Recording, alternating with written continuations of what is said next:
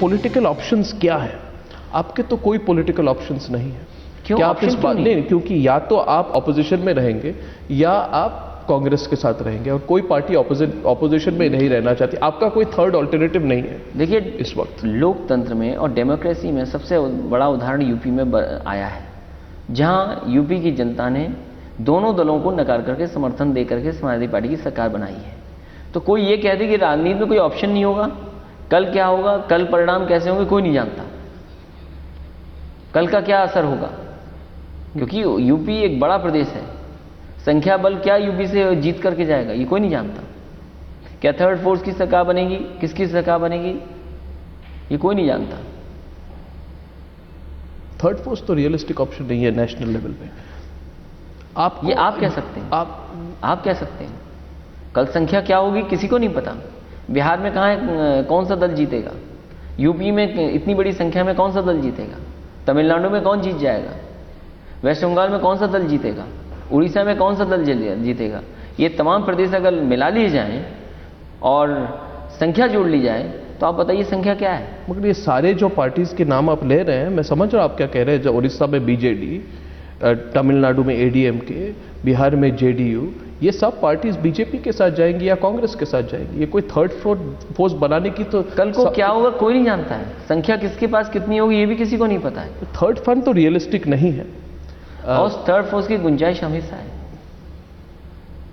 जरा इसको एक्सप्लेन कीजिए। मैं समझता हूं गुंजाइश है, क्यों नहीं गुंजाइश।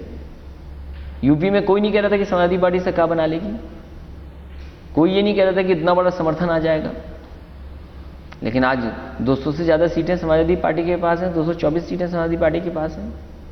कल जब परिणाम लोकसभा का होगा, क्या गिनती होगी समाजवादी पार्टी की, कोई नहीं जानता। तो कल क्या ऑप्शन होगा, कल थर्ड फ्रंट बनेगा, क्या होगा। आप पे कांग्रेस का बहुत दबाव है। कोई दबाव नहीं है समाजवादी पार्टी पे। समाजवादी पार्टी किसी दबाव में काम नहीं करती। समाजवादी पार्टी के ऊपर दबाव नहीं आ सकता किसी का।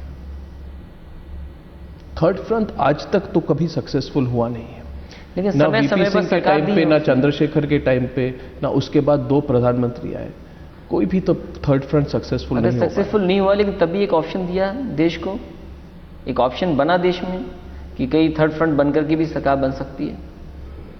Would the Samajwadi Party, which has spoken many times about a third front, your father has himself spoken about a third front possibility after 2014, would the Samajwadi Party seriously look at the option of a third front government in Delhi and work towards it?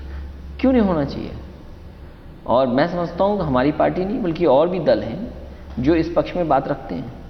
हमारी party को जब बात रखनी होगी party रखेगी बात। और मैं आज भी स्वीकार करता हूँ कि कहीं ना कहीं थर्ड पार्टी का भी ऑप्शन है देश में। नहीं, ये दूसरे दल कौन है? क्यों नहीं और दल हो सकते हैं, पहले भी मिलकर के सरकार बनी है। क्या आप उन दलों के साथ जहां टच तक पे हैं? मैं उत्तर प्रदेश की बात कर सकता हूं, उत्तर प्रदेश में संख्या समाजवादी पार्टी की बढ़कर के नहीं, क्या आप दूसरे दलों के साथ टच पे हैं? मुलाकात क्यों नहीं होती। कई मौके हैं जहां पर बातचीत भी होती है, अखबारों में भी पढ़ने का मौका मिलता है। वो दल भी चाहते हैं कि किसी तरीके से थर्ड फ्रंट बने या इस तरह की कोई ताकत बने। लोग नकार सकते हैं, लेकिन उसके बावजूद भी बातें आती हैं कि थर्ड फोर्स होना चाहिए, थर्ड फ्रंट बनना चाहिए, या किसी रूप में तीसरी ताकत देश में आनी चाहिए। इसमें एक प्रॉब्लम जरूर है कि प्रधानमंत्री के दावेदार बहुत हैं। जैसे नीतीश कुमार और मुलायम सिंह यादव कभी एक साथ काम नहीं कर सकते, लोग मानते हैं, क्योंकि दोनों ही प्रधानमंत्री बनना चाहते हैं। ये अभी कह पाना मुश्किल है। आपके इस सवाल का जवाब अभी नहीं दिया जा सकता कि कौन प्रधानमंत्री बनेगा, लेकिन कहीं ना कहीं संभावनाएं हैं कि ऐसे दल भी आएंगे जो एंटी कांग्रेस, एंटी बीजेपी हैं। ऐसे दलों की संख्या भी बहुत है, गिनती बढ़ भी सकती है।